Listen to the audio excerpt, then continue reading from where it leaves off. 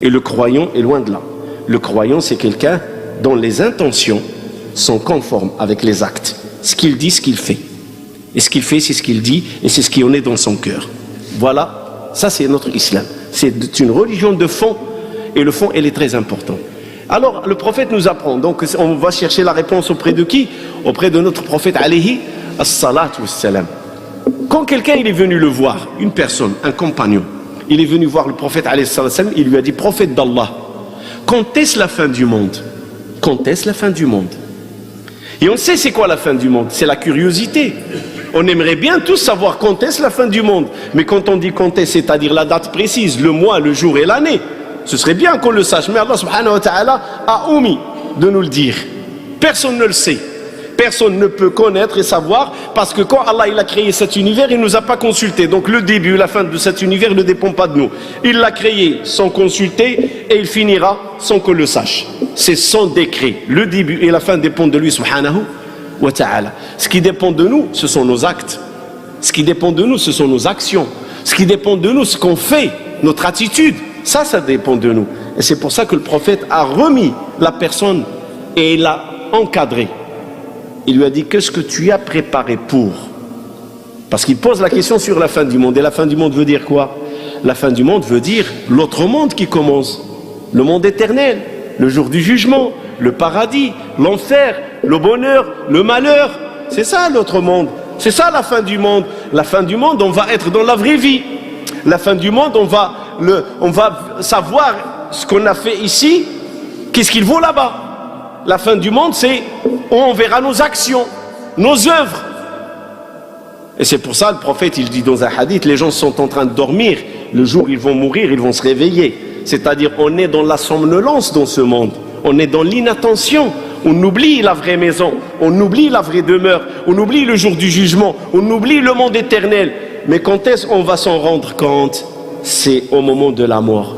Et au moment de la mort, les inattentifs, ceux qui ont pris la chose à la légère, ceux qui n'ont pas pris les choses au sérieux, ceux qui n'ont pas prêté attention aux citations d'Allah subhanahu wa ta'ala, ceux qui ont dit la religion n'existe pas, c'est à ce moment-là qu'il y a le regret. C'est à ce moment-là que la personne souhaiterait revenir. Seigneur, permettez-moi de revenir dans l'autre monde pour que je puisse faire du bien. Ou peut-être il va le souhaiter dans sa tombe et les anges vont lui dire, tais-toi, tais-toi, c'est pas le moment de souhaiter, c'est fini. C'est le moment de rendre des comptes. Et c'est pour ça que le prophète il dit à cet homme-là, qu'est-ce que tu en as préparé pour la fin du monde? Qu'est-ce que tu as fait pour la fin du monde? Il ne suffit pas de poser la question, il faut regarder la finalité. Parce que parfois, par curiosité, on pose des questions. Quand est-ce la fin du monde? Quand est-ce l'islam triomphera? Quand est-ce que cette communauté va s'unir? Des questions qu'on se pose. Mais les questions, est-ce qu'ils vont remédier à la situation? Ben, je vais te dire, telle année les musulmans, l'islam va triompher dans 100 ans, dans 50 ans. Mais est-ce qu'il va remédier à l'actualité et à la réalité? Non, pas du tout. Il ne va pas y remédier. Ce qui va remédier à la situation, c'est que tu participes à l'union. Tu participes à la réussite. C'est ça. C'est la réalité de la vie, il est comme ça. Quelqu'un qui se marie, il dit à sa femme, quand est-ce qu'on va avoir un enfant? Ben, tu peux rêver, pose la question autant de fois que tu veux. Un enfant, ça se fait. C'est la sunna d'Allah subhanahu wa ta'ala. C'est comme ça qu'on peut avoir un enfant. Donc ce ne sont pas les questions qui vont remédier aux situations. Non, ce sont les actes qui vont remédier aux situations. Et c'est pour ça que le prophète il lui dit, qu'est-ce que tu as préparé? C'est beau savoir quand est-ce la fin du monde. Et tu sais qu'est-ce qui t'attend, alors qu'est-ce que tu as préparé? Et c'est une nature humaine, comme je l'ai dit. Et vous n'avez qu'à regarder dans la société, vous allez voir le nouvel an. Deux mois avant le nouvel an, les magasins préparent les cadeaux, préparent les nouveaux habits, préparent les nouveaux produits, les nouveaux séries. Hein? C'est le nouvel an. Hein? Il y en a qui réservent le restaurant du nouvel an 2 mois, 3 mois avant. Ils se préparent les gens. La même chose pour la fête du 25, la fausse fête de la naissance de Jésus, de Isa, une fausse fête. Mais on voit comment les gens se préparent. Ben, regardez l'événement de la Coupe du Monde, comment les gens se préparent. Là, le Ramadan s'approche, on va répondre là avec le même procédé. Qu'est-ce qu'on a préparé pour le mois de Ramadan? C'est pas au dernier moment. Bon, je vais te dire si le 6 ou le 7, est-ce que ça va changer quelque chose? Non. La date ne changera rien en ton état d'esprit, en ton état psychologique et spirituel, en ton état physique.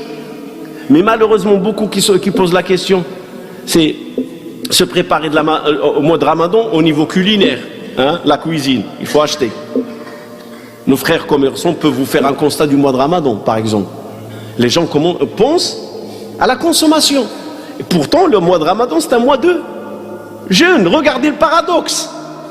Le mois du jeûne devient le mois de consommation. Mais c'est qu'il y a un problème. Je ne parle pas de l'achat des dates. L'achat des dates, c'est une sunna, c'est une très bonne sunna que les musulmans appliquent. S'il y a quelque chose que j'en félicite les musulmans, c'est celle-là. Le mois de Ramadan, les dates. Pourquoi? Parce que c'est la sunna de notre prophète. Il rompt le jeûne avec des dates fraîches. Et si l'on ne trouve pas des dates commercialisées comme vous voyez, ou si l'on ne trouve pas des dates, il fait quoi? Il boit de l'eau. Donc le lait, les dates, l'eau qu'on ramène à la mosquée, tout ça c'est une sunna du prophète. On n'a aucune critique sur ça. Au contraire, revivifier la sunna du prophète, c'est une bonne chose. Mais là, c'est pas ça l'interpellation. L'interpellation, quand on pense que le mois de Ramadan, c'est un mois de consommation. Et on a oublié que derrière le mois de Ramadan, il y a une finalité. Et c'est cette finalité qui va nous permettre de le jeûner, de l'aimer, de l'admirer et d'avoir un plaisir à le vivre. Eh oui. Les savants sont unanimes en islam que la constitution musulmane, ce qu'on appelle la sharia, sont unanimes qu'Allah subhanahu wa ta'ala, dans sa révélation et dans ce qu'il a constitué pour les musulmans et statué, il n'est que pour leur bien. C'est l'observation qui nous permet de le dire. Ça, c'est les savants. Ils disent par observation. C'est-à-dire, l'observation, je vais vous la traduire avec un verbe d'actualité. Les savants, ils ont scanné, hein, ils passé la main, la réflexion, ils ont scanné la constitution musulmane, les savants musulmans. Et ils ont trouvé que ce qui est dans la constitution musulmane et ce qui est dicté, recommandé par Allah subhanahu wa ta'ala pour les musulmans, Allah n'en tire rien du tout. Et que tout le bien et le retombé du bien, c'est le musulman qui en profite. Et ils ont commencé par cela. On va prendre exemple. Le corps humain, l'être humain, il a des besoins quotidiens. Comme on a besoin de boire, comme on a besoin de manger, comme on a besoin de dormir. C'est quotidien. Il y a des besoins chez le musulman spirituel quotidien. La dose et l'acte qui nous donne ces besoins quotidiens, c'est la prière. C'est pour ça Allah subhanahu wa ta'ala, il a statué pour nous 5 prières par jour. Pas pour lui, il n'en a pas besoin subhanahu. Pour nous. Ils nous disent, vous mes serviteurs, pour votre bien spirituel, pour votre bien physique, pour votre bien moral, pour votre bien quotidien, il vous faut 5 prières. Il y a des musulmans qui disent 5 prières c'est long. 5 prières c'est beaucoup. Et je le dis, si le médecin lui donne un médicament, il lui dit tu dois le prendre 3 fois par jour, sinon ta maladie va s'aggraver. Est-ce qu'il va le prendre ou il ne va pas le prendre?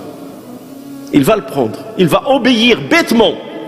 Pourquoi? Parce que j'ai confiance en médecin. Mon médecin m'a dit 3 doses par jour. Alors je dois prendre 3 doses par jour. Parce qu'on sait que le médecin veut le bien pour notre santé. Vous croyez que le médecin c'est mieux qu'Allah? Subhanallah. Il veut le bien pour votre spiritualité, pour votre physique, pour votre morale et pour votre vie quotidienne. La nôtre. Pourquoi je dis votre? La nôtre. C'est un bien. 5 prières par jour. C'est une dose. 5 fois par jour. Tu dois doser. Et c'est pour ça, le prophète sallallahu alayhi wa sallam, arrivé le moment de la prière, vous savez qu'est-ce qu'il disait? Il dit à Bilal, soulage-nous avec. Pas débarrasse-nous d'elle. Soulage-nous. La prière, c'est un moment de soulagement. C'est un moment de recueillement. C'est un moment où je me trouve en intimité avec Allah subhanahu wa ta'ala. C'est un moment où je n'ai pas le droit de m'adresser ni à gauche ni à droite. Je suis avec Dieu et je ne pense qu'à lui. Et j'ai besoin de lui. Parce qu'il me permet d'être reçu auprès de ce monde céleste tout en étant sur terre à ce moment-là. Comment puis-je négliger cette réalité? C'est comme la personne qui néglige son médicament, il dit ça ne sert à rien et sa maladie s'aggrave. Croyez-moi, aujourd'hui, si les gens sont dans la dépression, sont dans des troubles psychologiques, les gens n'arrivent pas à s'en sortir, ils sont stressés, ils ont ras-le-bol. Il n'y a pas que la crise économique qui fait le ras-le-bol, il y a la crise spirituelle chez les gens, elle fait aussi le ras-le-bol. Et les gens, ils ont besoin de cela. Et c'est pour ça nos ancêtres, ils ne connaissaient pas c'est quoi les maladies psychologiques, nos ancêtres. Ils ne les connaissaient pas. Pourquoi? Parce que la dose quotidienne, elle permet un équilibre spirituel pour le musulman. Elle lui permet un équilibre. Il ne se sent pas dans ce monde que ce que je suis en train de faire ici. Parce que dans la prière, tu sais que ce que tu es en train de faire. On t'a créé pour adorer et tu es en train d'adorer. Et la prière, c'est une propreté. C'est une propreté, on se purifie. 5 fois par jour, on se purifie. Et le prophète a donné une image, sallallahu alayhi wa sallam.